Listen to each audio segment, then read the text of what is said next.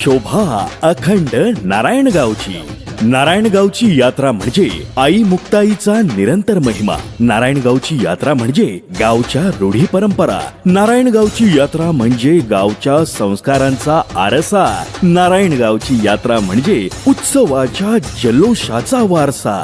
श्री क्षेत्र नारायणगावचे आराध्य दैवत श्री मुक्ताई देवी व श्री काळोबा देवाची यात्रा सालाबाद प्रमाणे याही वर्षी सोमवार दिनांक 13 एप्रिल 2026 ते सोमवार दिनांक 20 एप्रिल 2026 पर्यंत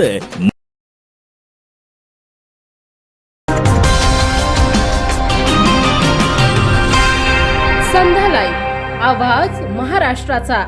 नमस्कार, मी सुद्धा संध्या लाईव्ह मध्ये आपल्या सगळ्यांचं स्वागत. करमाळा येथे मेंढपाळांवर झालेल्या हल्ल्यात जखमी झालेल्या मेंढपाळांची भेट घेण्यासाठी चित्रा वाघ बारामतीतील अहिल्यादेवी होळकर शासकीय रुग्णालय येथे दाखल झाले आहेत. संध्या लाईव्हसाठी प्रतिनिधी कृष्णमूर्ती जगताप, बारामती. जमिनीचा तुकडा कापून देणार होते का सोबत? होतच काय तिकडे खटखट होती सगळी, इतकं मारावं जनावरासारखं. याचा आपण पण मीडियातूनच ऐकले मॅडम की ज्यांनी मारलं त्याला 1 गुंठा सुद्धा जमीन नाही. मला तर ते काहीच माहीत नाही. मला कळलं हे असं झालंय. मी इथे आले, देवेंद्रजींनी ताबडतोब सगळ्या पोलिसांशी त्याच वेळेला बोलले. आणि आज त्या DYSP अंजना मॅडम हे आयो साहेब यांनी मला सांगितलं काय काय झालंय ते. अरे अशी माणुसकी हरवत चालली आहे ना, ते फार वाईट आहे. माणूस आहे हो. तरुण मुलं होती, एक मुलगी होती, तिला अश्लील भाषेत बोलली काय. नाही सोडणार कोणाला नाही. मी काय म्हटलं, एकाला पण नाही सोडणार.